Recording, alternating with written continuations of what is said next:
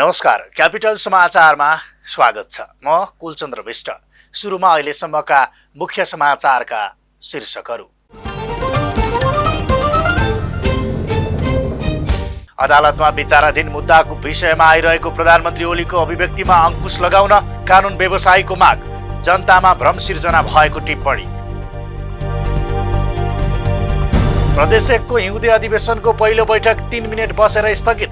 सत्तारूढ नेकपाका दुई पक्षले एक अर्कालाई निषेध गर्ने रणनीति बनाएपछि दलका नेतालाई बोल्न दिइएन। भारतद्वारा नेपाललाई 10 लाख डोज कोरोना खोप सहयोग, खोप बिहिबार नेपाल आइपुग्ने, आवश्यक सबै तयारी पूरा भइसकेको सरकारको भनाइ। कोरोनाका कारण थन्किएका सार्वजनिक यातायातका साधनमध्ये 10% अझै सञ्चालनमा आउन सकेनन्। सञ्चालित साधनमा समेत यात्रुको चाप न्यून रहेको व्यवसायीहरूको गुनासो। र प्रधानमन्त्री कप क्रिकेट प्रतियोगिता अन्तर्गत बुधबार भएको खेलमा प्रदेश 1 लाई 4 विकेटले हराउँदै त्रिभुवन आर्मी विजयी। नेपाल पुलिससँग सुदूरपश्चिम प्रदेश 9 विकेटले पराजित।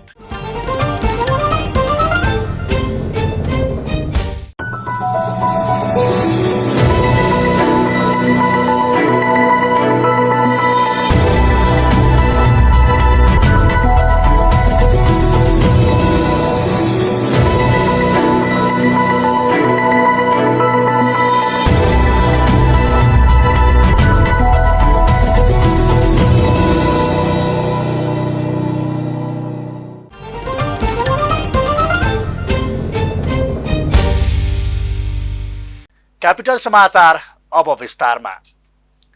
अदालतमा विचाराधीन मुद्दाको विषयमा आइरहेको प्रधानमन्त्री केपी शर्मा ओलीको अभिव्यक्तिमा अंकुश लगाउन कानुन व्यवसायीले माग गरेका छन्। संसद विघटन सम्बन्धी मुद्दामा सर्वोच्च अदालतले गठन गरेको संवैधानिक इजलासमा उक्त माग उठेको हो। बुधबारको बहसका क्रममा रिट निवेदक समेत रहेका अधिवक्ता कञ्चन कृष्ण न्यौपानेले प्रधानमन्त्री ओलीले सार्वजनिक कार्यक्रमहरूमा दिइरहनु भएको अभिव्यक्तिलाई रोक लगाउनु पर्ने बताउनु भयो। संसद पुनर्स्थापना हुने नहुने विषय अदालतको क्षेत्राधिकार भित्रको विषय भएको अधिवक्ता न्यौपानेको भनाइ छ। प्रधानमन्त्रीको भनाइले जनतामा भ्रम सिर्जना गरेको समेत उहाँको टिप्पणी रहेको छ। तर प्रधानमन्त्रीको अभिव्यक्तिबाट आफू भने प्रभावित नभएको समेत उहाँको प्रष्टोक्ति थियो।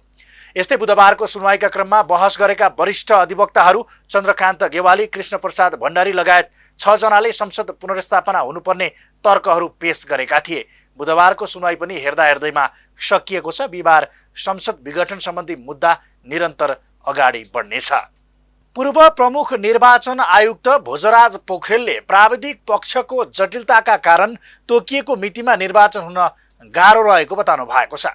बुधबार काठमाडौँमा आयोजित प्रतिनिधि सभा विघटन र संवैधानिक अन्यल विषयक अन्तर्क्रिया कार्यक्रममा बोल्दै पूर्व प्रमुख निर्वाचन आयुक्त पोखरेलले प्राविधिक पक्षको जटिलताको कारण वैशाख 17 र 29 गतेको निर्धारित मितिमा निर्वाचन हुन गाह्रो रहेको बताउनु भएको हो। उहाँले कुनै चमत्कार भइहालेमा मात्रै निर्धारित मितिमा निर्वाचन हुने टिप्पणी गर्नुभयो।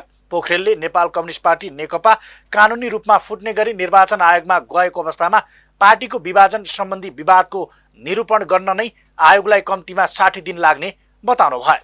निर्वाचन सम्बन्धी अरू प्रक्रिया टुङ्ग्याउन पनि महिनौं लाग्ने र समय अभावका कारण निर्धारित मितिमा निर्वाचन हुने कुरामा पत्याउन नसकिने उहाँको भनाइ छ। 64 सालको निर्वाचनको सन्दर्भमा संविधानमा चाहिँ जेष्ठभित्र चुनाव गर्ने भनेर लेखिएको छ। पोलिटिकल प्लेयर्सहरू तयार छैन। पटक भन्दाखेरि पनि उहाँहरू तयार नभएको अवस्थामा आयोगले युनिल्याटरली अब यो चुनाव सम्भव छैन भनेर भन्नुपर्नेको अवस्था थियो। किनभने एक्टर्सहरू तयार भएको थिएन। हामी सबैलाई थाहा छ election is a political game. त्यो गेमको प्लेयर्सहरू भनेको पोलिटिकल पार्टी हो, हैन? त्यो खेलाडी नभइकन कुनै पनि खेल हुँदैन। अहिले खेलाडीको अवस्था हेर्दाखेरि अहिले त्यो जुन एनसीपी भित्रको जुन किसिमको एउटा भनौँ टेक्निकल्ली उहाँहरू फुट्नु भएको छ, लिगल्ली फुट्नु भएको छैन। सोही कार्यक्रममा बोल्दै पूर्व प्रधान न्यायाधीश सुशीला कार्कीले संसद विघटन संविधान विपरीत भएको बताउनु भयो। सरकार गठन हुन सक्ने अवस्था छ भने विघटन गर्न नपाइने व्यवस्था संविधानले गरेको उहाँको भनाइ छ। उहाँले यतिखेर देशको विकास निर्माणको काम पनि रोकिएको तथा यस्तो बेलामा बाहिरी हस्तक्षेप हुने योजना पनि बन्न सक्ने भएकाले मुलुक सङ्कटमा रहेको बताउनुभयो। म कसैलाई दोष आरोपण त गर्दिनँ।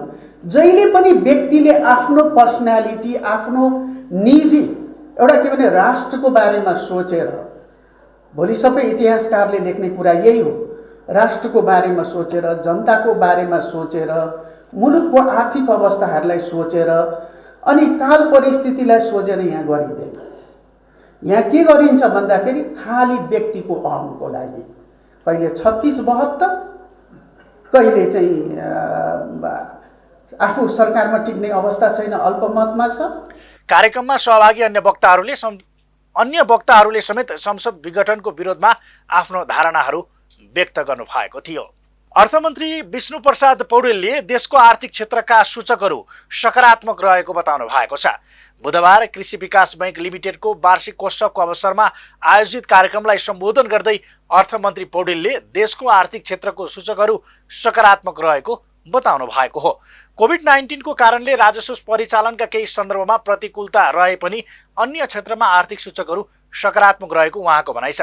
उहाँले कोभिड-19 को बावजुद पनि देशको अर्थतन्त्रलाई गतिशील, चलायमान र उत्पादनशील बनाउन प्रयत्नरत रहेको बताउनु भयो। मन्त्री पौडेलले नेपाल कोभिड विरुद्ध सही नीति, सही योजना र प्रभावकारी कार्यान्वयनका साथ अघि बढेको भन्दै छिटोभन्दा छिटो कोभिड विरुद्धको भ्याक्सिन आयात गरेर आम नागरिकलाई निःशुल्क उपलब्ध गराउने जानकारी दिनुभयो।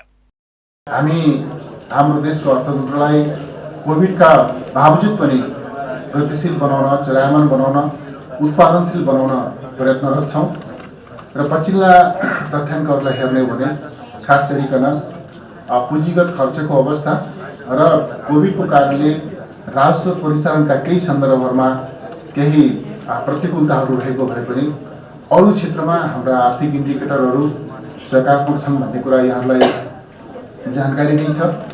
हामी आउने दिनमा यो समग्र अर्थतन्त्रलाई गतिशील तुल्याउन, समाजलाई आत्मविश्वासका साथ अगाडि बढाउन र हामीले जुन प्रकारको समृद्धिको सपना सँगालेका छौँ मनमा, त्यो राष्ट्रिय अभिभावना, राष्ट्रिय आकाङ्क्षा सूत्रबद्ध गरेका छौँ।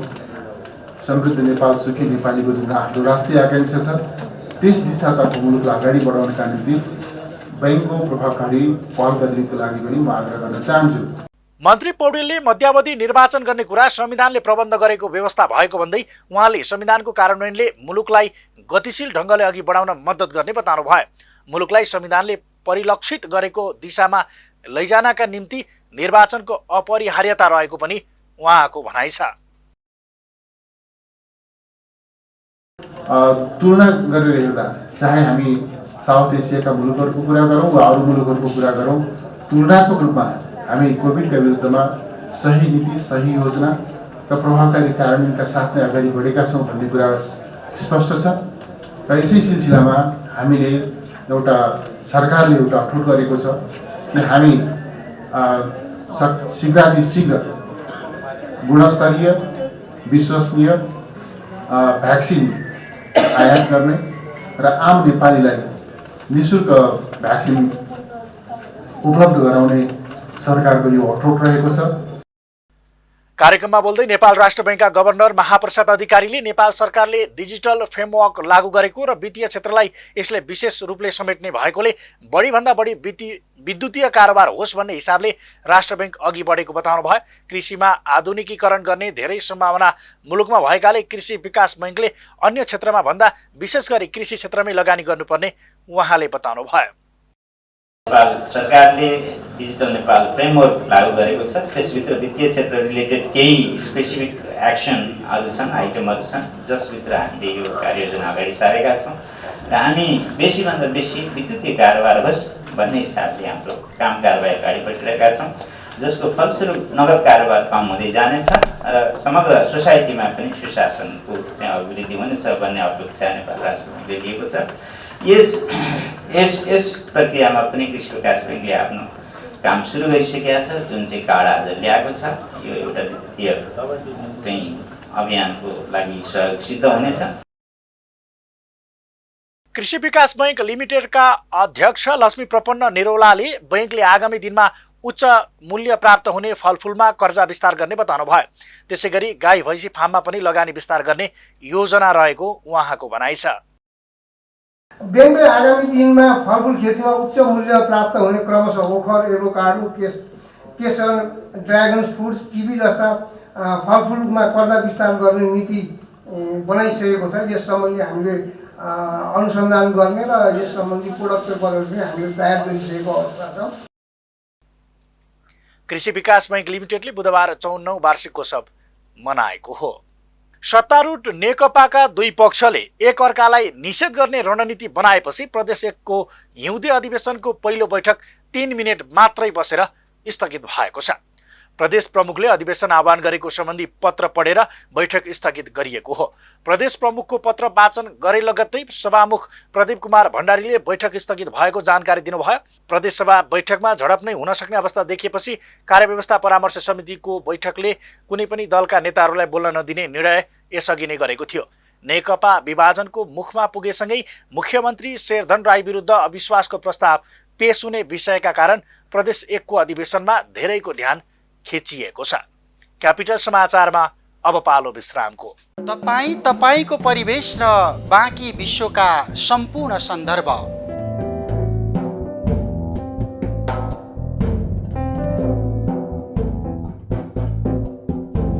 मानव सभ्यताका विविध आयाम साथमा रोचक विश्व अनि विज्ञान र प्रविधिको चर्चा।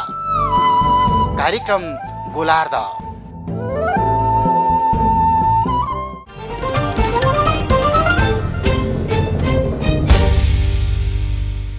विश्रामपछि क्यापिटल समाचारमा स्वागत छ। अब बाँकी समाचार।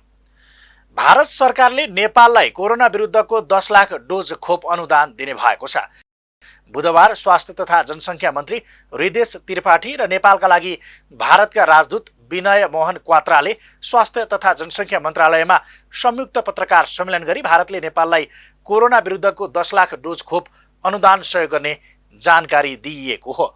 मन्त्री त्रिपाठीले पहिलो चरणमा कोरोना विरुद्धको खोप फ्रन्टलाइनमा खट्ने सरसफाई कर्मी, चिकित्सक, एम्बुलेन्स चालक, सब व्यवस्थापनमा संलग्न व्यक्ति, सुरक्षाकर्मी लगायतलाई दिइने बताउनु भयो। खोपका लागि आवश्यक कानुनी, प्रशासनिक, आर्थिक तथा प्राविधिक सबै तयारी पूरा भइसकेको उहाँले जानकारी दिनुभयो। हामीले सन्तोषका साथ भन्नुपर्छ कि भारत सरकारले प्रतिकूल अवस्थामा पनि औषधिको सप्लाई होस् या अन्य चिकित्सासँग सम्बन्धित त्यो आपूर्तिलाई निर्विघ्न रूपले हामी जारी नै राख्यौं। आज जुन अवसर छ म यहाँलाई अवगत गराउन चाहन्छु। भारत सरकारले 10 लाख डोज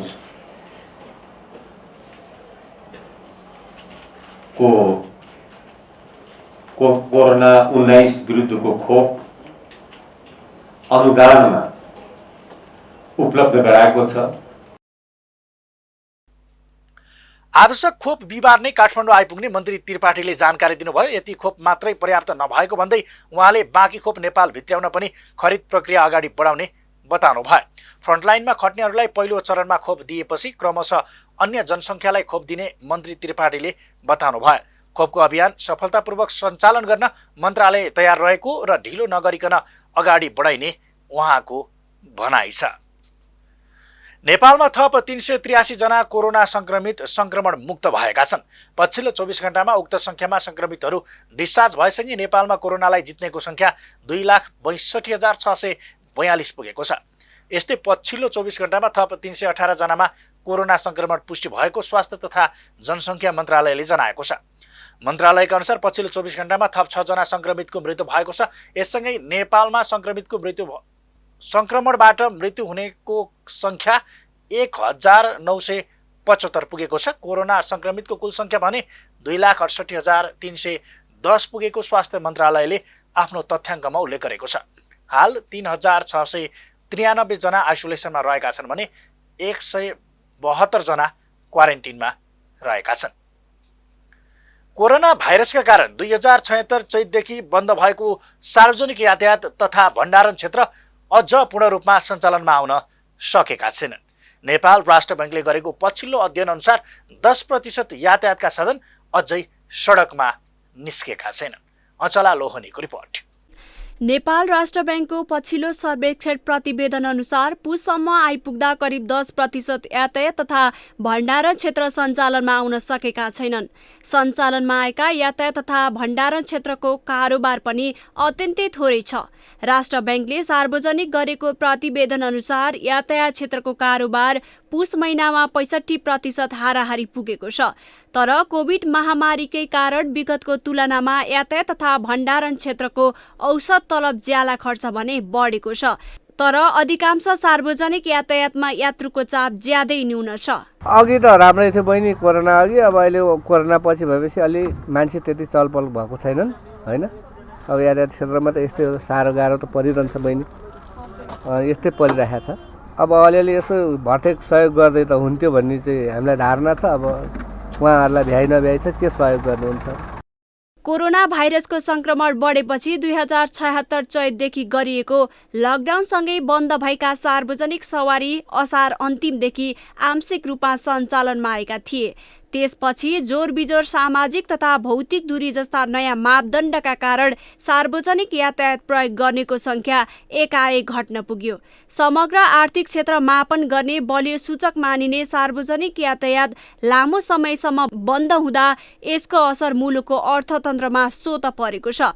तैपनि सरकारले निजी क्षेत्रको अरबौं लगानी रहेको सार्वजनिक यातायात क्षेत्रलाई चलायमान बनाउन मासिक किस्तामा सहजता, बिमा शुल्क र सडक दस्तुर लगायतमा छुटको सुविधा दिएको छ। सरकारको सहजीकरणपछि अहिले सार्वजनिक यातायात पहिलेकै अवस्थामा फर्किएको र बहुसंख्यक यात्रुले तोकिएको मापदण्ड पालना नगरेको ट्राफिक प्रहरीको भनाइ छ। हामी चैत 11 भन्दा बढीको लयमा आइसकेका छौँ, किनभने यो बिचमा धेरै समयसँग गाडी चलेन हैन। धेरै मान्छेहरू घरै बसे, सरकारले लकडाउन गर्यो, त्यो लकडाउन पालना गरेर बसे। अहिले त रोगलाई जितेर सबै मान्छे बाहिर निस्किसकेका छन्। करिब काठमाडौँमा दर्ता भएका 16 लाख गाडीहरूमा 10 लाख 12 लाख भन्दा बढी गाडीहरू चलेछन्। अहिले सडक जहाँ गए पनि तपाईँले देख्नुभयो होला, अहिले झन् यो राजनीतिक कारणले, आन्दोलनको कारणले होला, सडक जाम पनि खोल्न गाह्रो भएको छ।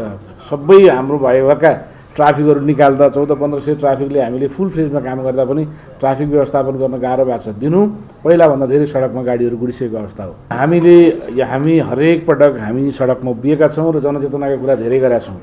सिटभन्दा बढी मान्छे राख्न दिएका छैनौँ हैन। जोरबिजोर खुलेपछि अलि प्यासेन्जरको चाप हुँदा धेरै मान्छे राख्ने भनेको थियो। मास्क अनिवार्य गर्नैपर्छ भनेर हामीले गाडीका चालकहरूलाई, सहचालकलाई भनेकै छौँ हैन। सेनिटाइज हुनुपर्छ, ल है तेरो ढोकामा हुनु पऱ्यो, तिम्रो ढोकामा राख्नु पऱ्यो भनेर हामीले पाएका छौँ। कतिलाई कारबाही गरेका छौँ हैन। अब अहिले प्राय चाहिँ पिकअपको कुनै 1-2टा गाडीहरू भन्दा बाहेक अरू गाडीमा चाहिँ सिटभन्दा बढी राखेको हामीले देखाएको छैनौँ र हामीले सिटभन्दा बढी राखेका गाडीलाई कारबाही गरेका छौँ। जसले गर्दा एउटा डिस्टेन्स त नबनाउँ, तैपनि अलिकति भए पनि कमसेकम बच्नलाई सजिलो होस् भन्ने हिसाबले ट्राफिकले गर्नुपर्ने काम गरेका छौँ। बिचमा त सरकारले चाहिँ लकडाउन गराएको थियो, त्यस कारणले हामी गाडी चल्नै दिएनौँ। सरकारले लकडाउन खोलेपछि हामीले फेरि गाडी चल्न दिनु परिहाल्यो। यद्यपि हाम्रो तर्फबाट हुने कुरा, जनचेतना, सचेतना गराउने कुरा, कारबाही गर्नेसम्मको चाहिँ हरेक कुराहरू हामीले गरेका छौँ। कोरोना संक्रमणको त्रास नहटेपछि अहिले बहुसंख्यक नागरिक पहिलेकै लयमा फर्किसकेका छन्। उद्योग धन्दा, कल कारखाना धेरै सञ्चालनमा आएका छन्। बजारमा पहिलेकै जस्तो भिडभाड देखिन थालेको छ। तर पनि सार्वजनिक यातायातमा यात्रुको चाप किन घटेको छ र आर्थिक गतिविधि किन सङ्कुचित भइरहेको छ भन्ने प्रश्न महत्त्वपूर्ण हो। सरोकारवालाहरूले भने कोरोना महामारीको कारण निजी सवारी साधनसँगै ट्याक्सी प्रयोग गर्नेको संख्या बढ्दा त्यसको प्रत्यक्ष असर सार्वजनिक सवारी साधनमा देखिएको दावी गरेका छन्। कोरोनाको कारण 2076 साल चैतदेखि बन्द भएको सार्वजनिक यातायातको क्षेत्र अझै पूर्ण रूपमा सञ्चालनमा आउन सकेको छैन। सञ्चालनमा आएका सार्वजनिक यातायातको पनि कारोबार अत्यन्तै न्यून छ। यो सम्पूर्ण अर्थतन्त्र चलायमान नहुनुको परिणाम हो। क्यापिटल समाचारको लागि क्यामेरामा दिपेन्द्र थापा मगरको साथमा अचला लोहनी, काठमाडौँ। अब बेला र बोली। आज हामीले काठमाडौँका सार्वजनिक यातायातका चालक तथा सहचालकहरूलाई कोरोना महामारीले यातायात क्षेत्रमा कस्तो असर पारेको छ भनेर सोधेका थियौँ। हेरौँ उनीहरूको बोली उनीहरूकै शैलीमा।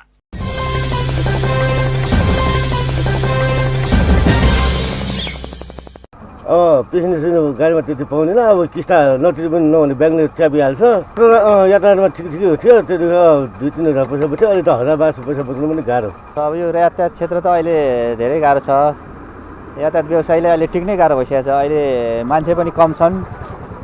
मान्छे डराएर चाहिँ सार्वजनिक यातायातमा यात्रा गर्न अलि जोखिम हुने भएको कारणले गर्दा चाहिँ सकेसम्म चाहिँ आफ्नै गाडीमा अथवा बाध्यता नपरिकन नहिँड्ने भइसके मान्छेहरू होइन। त्यसले गर्दा नि अरू गाह्रो छ। अहिले कम छ, यात्रु कम छन्। अहिले यातायात क्षेत्र त अस्तव्यस्तै भएको छ नि। अब 7-8 महिना त ग्यारेजमै गाडीहरू बस्नु पर्यो। त्यसभन्दा पछाडि गाडी निस्केर पनि अब यो 5-7 महिना चाहिँ यसरी थन्काएर राखेको गाडीहरूको पाठ पुग्दा बिग्रिएर गाडीहरू एकदम क्षति पनि भइरहेछ। यात्रुहरू पनि छैन। अब यात्रु चाहिँ कोरोनाको कारणले अब त्यति ओहोरदोहोर गर्नु भएको छैन। ठिकै अलिअलि चाडबाडको बेलामा अब स्कुल कलेजहरू खोलेको भए चाहिँ अलिक बढी गाडीमा ओहोरदोहोर अलिक बढी हुन्थ्यो होला। अहिले चाहिँ त्यस्तो छैन। अहिले ठिकै गाडीहरू जाने आउने मात्रै भइरहेछ। त्यस्तो चाप छैन यात्रुको।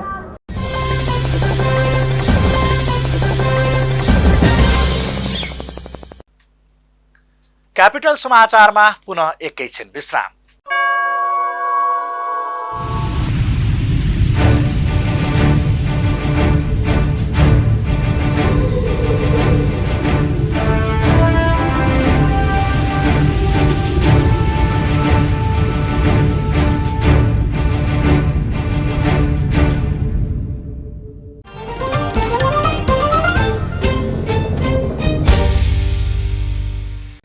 विश्रामपछि क्यापिटल समाचारमा पुनः स्वागत छ। अब पालो आर्थिक समाचारको।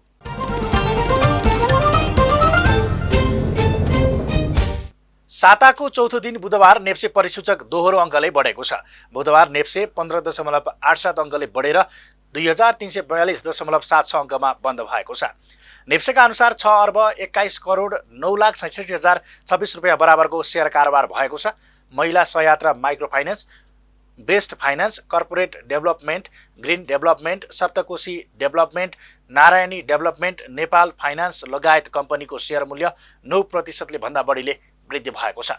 कामना सेवा विकास, विशाल बजार, सिभिल लघुवित्त लगायत कम्पनीको मूल्य भने घटेको छ। 12 उपसूचक मध्ये विकास बैंक, हाइड्रो फाइनान्स, निर्जीवन बीमा, माइक्रो फाइनान्स, जीवन बीमा र म्युचुअल फन्डको इन्डेक्स बढेको छ। नेपाली बजारमा बुधबार पनि सुन चाँदीको मूल्य बढेको छ। मंगलबार प्रति तोला 92,000 रुपियाँमा कारोबार भएको सुनको मूल्य आज प्रति तोला 500 रुपियाँले बढेर 92,500 रुपियाँमा कारोबार भएको नेपाल सुन चाँदी व्यवसायी महासंघले जनाएको छ। यस्तै बुधबार तेजाबी सुनको मूल्य 92,000 रुपियाँ कायम भएको छ। यसैगरी चाँदीको मूल्य पनि तोलामा 15 रुपियाँले बढेर 1260 रुपियाँमा कारोबार भएको छ। अब पालो अन्तर्राष्ट्रिय समाचारको।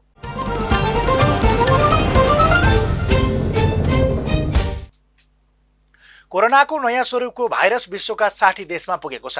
विश्व स्वास्थ्य संगठनका अनुसार यो संक्रमण विश्वका 60 देशमा पुगिसकेको छ भने यो भाइरस यो हप्तामा मात्र विश्वका 10वटा देशमा पुगेको छ।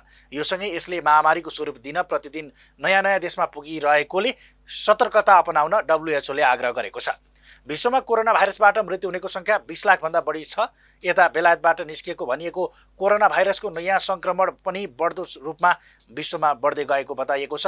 विश्व स्वास्थ्य संगठनले दिएको जानकारी अनुसार गएको एक हप्ताभित्रमा मात्र करिब 93,000 जनाको कोरोना भाइरसले मृत्यु भएको छ। तर त्यसमा यो नयाँ स्वरूपको भाइरसका कारण के कस्तो क्षति पुगेको छ भन्ने बारेमा भने केही अनुसन्धान भएको छैन।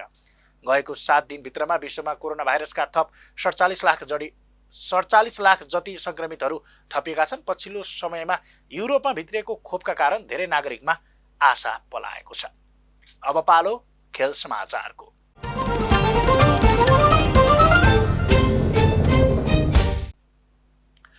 प्रधानमन्त्री कप राष्ट्रिय क्रिकेट प्रतियोगितामा त्रिभुवन आर्मी क्लबले प्रदेश 1लाई 4 विकेटले हराउँदै लगातार तेस्रो जित हासिल गरेको छ।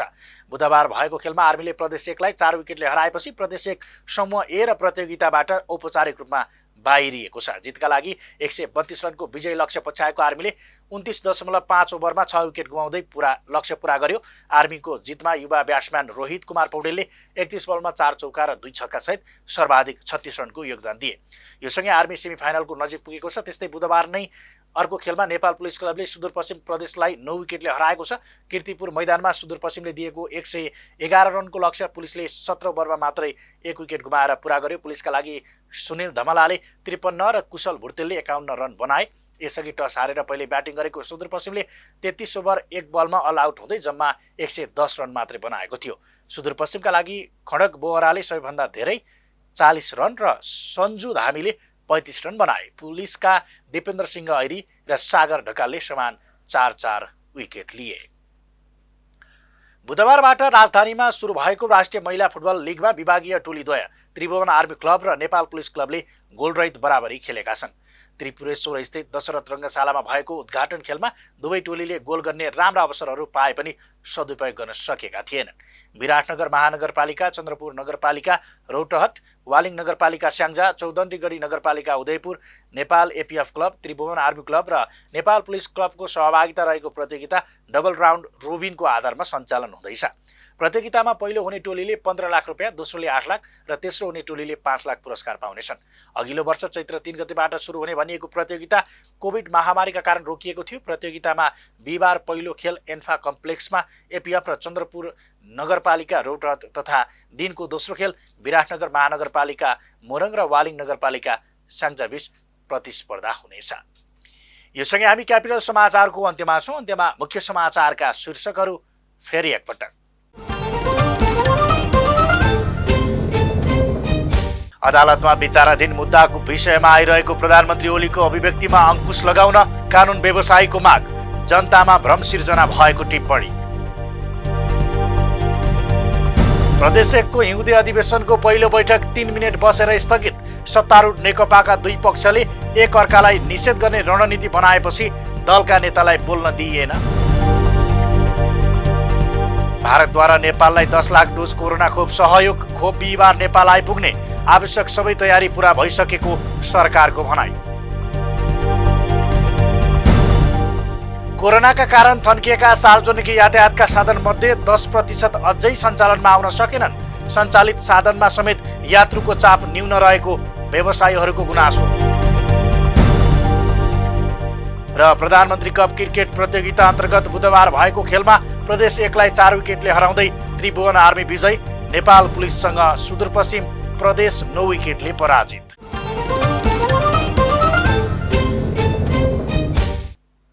हवस् त, क्यापिटल समाचार अहिलेलाई सकियो। सूचना, मनोरञ्जन र ताजा समाचारका लागि क्यापिटल टिभी हेर्दै रहनुहोला। नमस्कार।